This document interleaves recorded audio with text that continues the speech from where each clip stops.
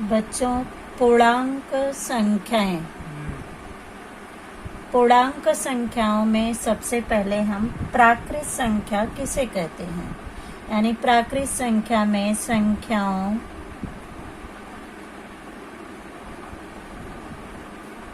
एक, दो, तीन, चार, पाँच, 6, 7, 8, 9 ये सभी प्राकृत संख्याएं हैं।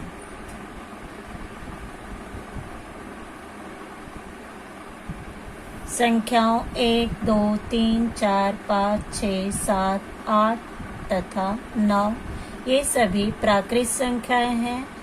और सबसे छोटी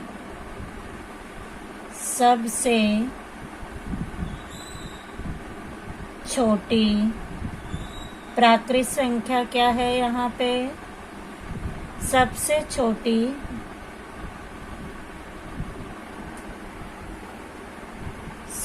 छोटी प्राकृत संख्या 1 है। यहाँ पे शून्य नहीं होगा।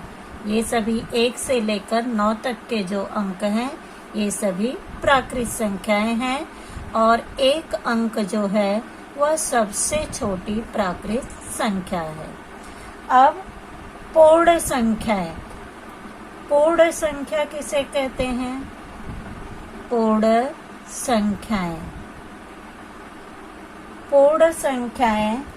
प्राकृत संख्या क्या है? यहाँ पे 1 से लेकर 9 तक के अंक प्राकृत संख्या तथा शून्य। अब यहाँ पे शून्य को हम लेंगे।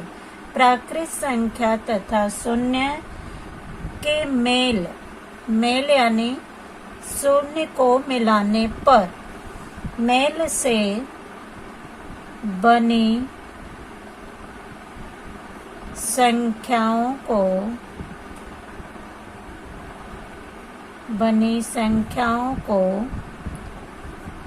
पूर्ण संख्या कहते हैं। पूर्ण संख्या कहते हैं। पूर्ण संख्याएं प्राकृत संख्या क्या है? 1 से लेकर 9 तक के अंक तथा शून्य। अब यहाँ पे शून्य के मेल से बनी संख्याओं को पूर्ण संख्या कहते हैं। जैसे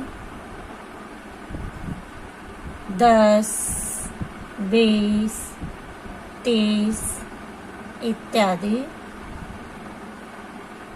यानी यहाँ पे अब शून्य का उपयोग किया गया है। अगर इसी शून्य को हम 1 के पहले लेते हैं तो उस शून्य की कोई गिनती नहीं होती है, उसका कोई मतलब नहीं है। लेकिन पूर्ण संख्या में प्राकृत संख्या के साथ अगर शून्य को लिया जाता है तो वह पूर्ण संख्या कहलाती है। अब पूर्णांक संख्या किसे कहते हैं? पूर्णांक संख्याएं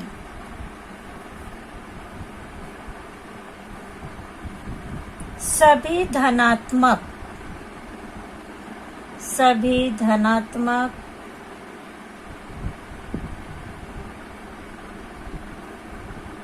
संख्या शून्य तथा ऋणात्मक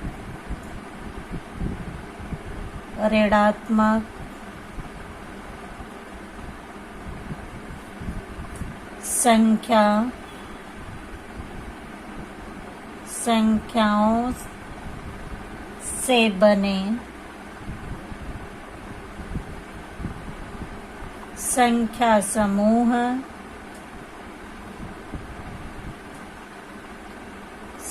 समूह को पूर्णांक संख्या कहते हैं। पूर्णांक संख्या कहते हैं। धनात्मक और ऋणात्मक का मतलब क्या है? जैसे यहाँ पे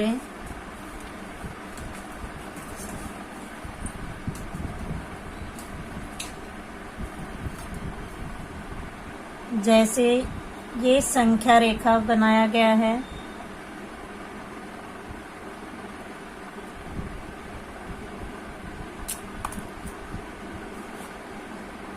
संख्या रेखा पर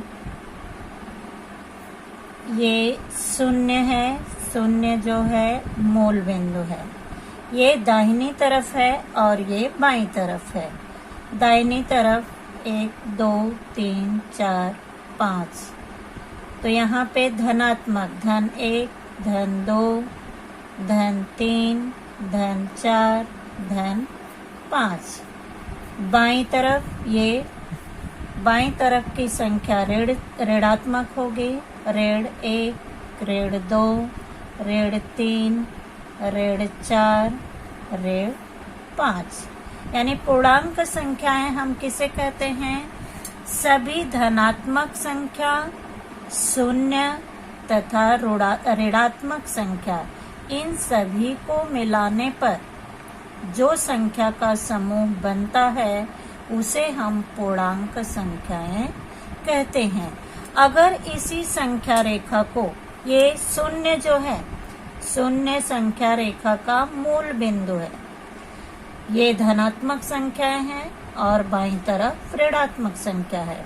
अगर इसी संख्या रेखा को हम ऊर्ध्वाधर बनाते हैं, ऊर्ध्वाधर यानी खड़ी रेखा, खड़ी रेखा अगर बनाते हैं तो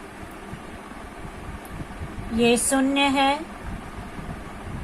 ऊपर की तरफ धनात्मक 1 2 3 1 2 3, ऋण 1 ऋण 2 ऋण 3, यानी ऊपर की संख्या धनात्मक होगी और नीचे की संख्या ऋणात्मक होगी। और धनात्मक संख्याओं के साथ में धन चिन्ह लगाना जरूरी नहीं है। ये ऊर्ध्वाधर रेखा है यानी खड़ी रेखा, और ये आड़ी रेखा है। तो शून्य जो है मूल बिंदु है, शून्य के दाहिनी तरफ धनात्मक संख्या होती है और शून्य की बाईं तरफ ऋणात्मक संख्या होती है।